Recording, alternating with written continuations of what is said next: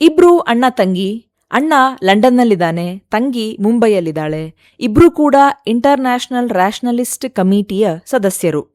ಈ ಒಂದು ಸಂಘಟನೆ ಮೂಢನಂಬಿಕೆ ಮತ್ತು ದೇವಮಾನವರ ಬೂಟಾಟಿಕೆಯ ವಿರುದ್ಧ, ಅದನ್ನು ಬಯಲು ಮಾಡುವುದರ ವಿರುದ್ಧ ಕೆಲಸ ಮಾಡ್ತಿರುವಂತಹ ಸಂಘಟನೆ. ಅಣ್ಣನೇ ಇದನ್ನ ಹುಟ್ಟು ಹಾಕಿರೋದು. ಒಂದು ಇನ್ವೆಸ್ಟಿಗೇಷನ್ ಸಂದರ್ಭದಲ್ಲಿ ಅಣ್ಣ ಸನಲ್ ರಾಯ್ ಸಾಯ್ತಾನೆ.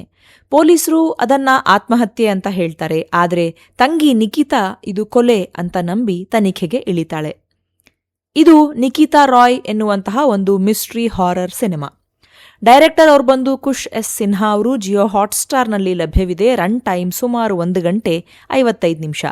ಲೀಡ್ ಪಾತ್ರದಲ್ಲಿ ಸೋನಾಕ್ಷಿ ಸಿನ್ಹಾ ಅವರಿದ್ದಾರೆ. ಅಣ್ಣನ ಪಾತ್ರದಲ್ಲಿ ಅರ್ಜುನ್ ರಾಮ್ಪಾಲ್, ಗಾಡ್ಮ್ಯಾನ್ ಅಮರ್ ದೇವ್ ಆಗಿ ಪರೇಶ್ ರಾವಲ್ ಅವರು. ಮೊದಲು ಚಿತ್ರದ ಪಾಸಿಟಿವ್ಸ್ಗಳನ್ನ ನೋಡ್ಬಿಡೋಣ. ಅರ್ಜುನ್ ರಾಮ್ಪಾಲ್ ಅವರ ಸ್ಪೆಷಲ್ ಅಪಿಯರೆನ್ಸ್ ಇದ್ರೂ ಕೂಡ ತುಂಬಾನೇ ಸ್ಟ್ರಾಂಗ್ ಸ್ಕ್ರೀನ್ ಪ್ರೆಸೆನ್ಸ್ ಇದೆ. ಪರೇಶ್ ರಾವಲ್ ಅವರು ಸಿಂಪ್ಲಿ ಸೂಪರ್ಬ್. ಅವರ ಪಾತ್ರ ತುಂಬಾನೇ ಕನ್ವಿನ್ಸಿಂಗ್ ಆಗಿ ಅವರು ಮಾಡಿದ್ದಾರೆ. ಇವಿಷ್ಟೇ ಈ ಚಿತ್ರದ ಮುಖ್ಯ ಪಾಸಿಟಿವ್ಸ್. ಇನ್ನು ನೆಗೆಟಿವ್ ವಿಚಾರಕ್ಕೆ ಬಂದ್ರೆ, ಚಿತ್ರದ ದೊಡ್ಡ ಸಮಸ್ಯೆ ಏನ್ ಗೊತ್ತಾ, ಅದು ಪೇಸಿಂಗ್. ಚಿತ್ರ ಮುಂದಕ್ಕೆ ಹೋಗೋದೇ ಇಲ್ಲ. 1 ಗಂಟೆ 55 ನಿಮಿಷ ರನ್ ಟೈಮ್ ಇದ್ರೂ ನ್ಯಾರೇಟಿವ್ ಹಿಡಿದುಕೊಳ್ಳೋದಿಲ್ಲ. ಕೆಲವು ಜಂಪ್ ಸ್ಕೇರ್ ಮೊಮೆಂಟ್ಸ್ ಬಿಟ್ರೆ ಟೆನ್ಷನ್ ಸಸ್ಟೈನ್ ಆಗೋದಿಲ್ಲ. Story line predictable, suspense depth ತುಂಬಾನೇ ಕಡಿಮೆ. ಲೀಡ್ ಪರ್ಫಾರ್ಮೆನ್ಸ್ ಕನ್ವಿನ್ಸಿಂಗ್ ಅಂತ ಅನ್ಸೋದೇ ಇಲ್ಲ. ಇಮೋಷನಲ್ ವೇಟೇಜ್ ನಿಮಗೆ ಅದು ತಲುಪಲ್ಲ. ಬಾಯ್ ಫ್ರೆಂಡ್ ಪಾತ್ರ ಮಾಡಿದಂತಹ ಸುಹೇಲ್ ನಯ್ಯರ್ ಅವರಿಗೆ ಹೆಚ್ಚು ಸ್ಕೋಪ್ ಇಲ್ಲ, ಆದರೂ ಅವರು ಡೀಸೆಂಟ್ ಆಕ್ಟಿಂಗ್. ಇದರ ಲೊಕೇಶನ್ ಮತ್ತೆ ಲಾಜಿಕ್ ಇಶ್ಯೂ ಏನು ಅಂತ ಹೇಳ್ಬಿಡ್ತೇನೆ. ಕಥೆಯ ಸೆಟಪ್ ಏನಿದೆಯಲ್ಲ, ಅದೇ ನನಗೆ ಆರ್ಟಿಫಿಷಿಯಲ್ ಅಂತ ಅನ್ಸುತ್ತೆ. ಪ್ಲಾಟ್ ಕಾಂಟ್ರವರ್ಸಿ ತಪ್ಪಿಸೋದಕ್ಕೋಸ್ಕರ ಸ್ಟೋರಿನ ಲಂಡನ್ಗೆ ಶಿಫ್ಟ್ ಮಾಡದಂತೆ ಕಾಣಿಸುತ್ತೆ. ನ್ಯಾರೇಟಿವ್ ಲಾಜಿಕ್ ಮತ್ತು ಸೆಟ್ಟಿಂಗ್ ನಡುವೆ ಡಿಸ್ಕನೆಕ್ಷನ್ ಇರೋದು ಫೀಲ್ ಆಗುತ್ತೆ. ಅಂದರೆ ನನಗೆ ಈ ಕಥೆ ಬೇಸಿಕಲಿ ಶುರು ಆಗಿದ್ದೇ ಇಷ್ಟ ಆಗಲಿಲ್ಲ. ಅಂದರೆ ಇಂಡಿಯಾದಲ್ಲಿ ಈ ಸಿನಿಮಾ ನಡೆಯುತ್ತೆ, ಇಲ್ಲೇ ಆಗ್ತಾ ಇದೆ ಅಂತ ಈ ಸಿನಿಮಾವನ್ನ ತೆಗೆದ್ರೆ ಎಲ್ಲಿ ಕಾಂಟ್ರವರ್ಸಿ ಆಗುತ್ತೆ ಅಂತ ಪೂರ್ತಿ ಪ್ಲಾಟ್ ಅನ್ನ ಲಂಡನ್ಗೆ ಡೈರೆಕ್ಟರ್ ಶಿಫ್ಟ್ ಮಾಡಿರೋ ತರ ಕಾಣಿಸುತ್ತೆ. ಸಿಂಪಲ್ ಆಗಿ ಲಂಡನ್ನ ನೀವು ರಿಲಿಜನ್ ಡೆಮೋಗ್ರಫಿ ನೋಡೋದಾದ್ರೆ 40.7%, 40.7% ಅಲ್ಲಿಯ ಜನ ಅವರನ್ನ ಕ್ರಿಶ್ಚಿಯನ್ರು ಅಂತ ಕರೆದುಕೊಳ್ತಾರೆ. 27.1% ಜನ ಅವರು ತಾವು ಯಾವುದೇ ಮತಕ್ಕೆ ಸೇರಿದವರಲ್ಲ ಅಂತ ಗುರುತಿಸ್ಕೊಳ್ತಾರೆ. 15% ಜನ ಇಸ್ಲಾಂನವರಿದ್ದಾರೆ. ಇನ್ನು ಬೇರೆದಾದ್ರೆ ಹಿಂದೂಗಳು 5%, ಯಹೂದಿಗಳು 1.7%, ಸಿಖ್ಖರು 1.6%.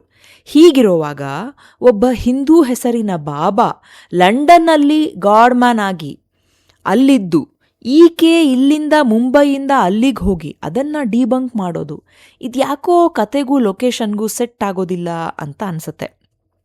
ಸ್ಟೋರಿ ಆರ್ಗ್ಯಾನಿಕಲಿ ಲಂಡನ್ನಲ್ಲಿ ನಡೀತಾ ಇದೆ ಅಂತ ಫೀಲ್ ಆಗಲ್ಲ. ಈ ಚಿತ್ರದಲ್ಲಿ ಏನು ಅಂದರೆ, ಗಾಡ್ಮ್ಯಾನ್ ಆಗಿ ನಟಿಸಿರುವಂತಹ ಅಮರ್ ದೇವ್ ಪಾತ್ರದಲ್ಲಿರುವಂತಹ ಪರೇಶ್ ರಾವಲ್ ಅವರು 3 ದಿನದಲ್ಲಿ ನಿನ್ನ ಅಂತ್ಯ ಅಂತ ಯಾರಿಗೆ ಹೇಳ್ಬಿಡ್ತಾರೆ, ಅವರು 3 ದಿನದಲ್ಲಿ ಸತ್ತು ಹೋಗ್ಬಿಡ್ತಾರೆ. ಅವರು ಸಾಯಬಾರ್ದು ಅಂದರೆ ಹೋಗಿ ಅವರ ನಂಬಿಕೆ ಹಿಡ್ಕೊಂಡು ನೀನೇ ಅಪ್ಪ ಎಲ್ಲ ಅಂತ ಕಾಲು ಹಿಡ್ಕೋಬೇಕು, ಅಂದರೆ ಅವರು ಬದುಕ್ತಾರೆ. ಇದು ಕಥೆ. ಇದನ್ನ ಡಿಬಂಕ್ ಮಾಡೋದು, ಇದು ಸುಳ್ಳು ಅಂತ ಇದರ ರಹಸ್ಯ ಭೇದಿಸುವುದೇ ಕಥೆ. ಟೆಕ್ನಿಕಲಿ ನೋಡೋದಾದರೆ ಸಿನಿಮಾಟೋಗ್ರಫಿ ಸ್ಟ್ಯಾಂಡ್ಔಟ್ ಆಗಿಲ್ಲ. ಮೆಮೊರೇಬಲ್ ಸೀನ್ಸ್ ತುಂಬಾನೇ ಕಡಿಮೆ. ನ್ಯಾರೇಟಿವ್ ಗ್ಯಾಪ್ ತುಂಬ ಇದೆ. ಗ್ರಿಪ್ಪಿಂಗ್ ಆಗಿಲ್ಲ. ಅಟ್ಮಾಸ್ಫಿಯರ್ ಬಿಲ್ಡ್ ಕೂಡ ಇನ್ಕನ್ಸಿಸ್ಟೆಂಟ್ ಆಗಿದೆ.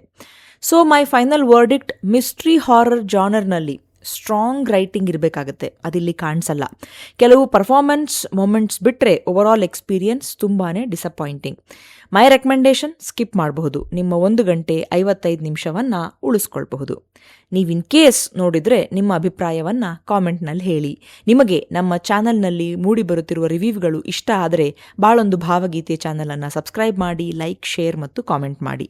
ಮತ್ತೊಂದು ಸರಣಿ ಸಿನಿಮಾ ಅಥವಾ ಪುಸ್ತಕದ ಮೂಲಕ ಬರ್ತೇನೆ. ಅಲ್ಲಿವರೆಗೂ ಯೋಚನೆ ನಿಮ್ಮದಾಗಿರಲಿ, ವಿಶ್ಲೇಷಣೆ ನಮ್ಮದಾಗಿರಲಿ, ಬಾಳು ಹಾಡಾಗಲಿ, ಭಾವ ಜೊತೆಗಿರಲಿ. ನಿಮ್ಮ ಸಮಯಕ್ಕೆ ಧನ್ಯವಾದಗಳು.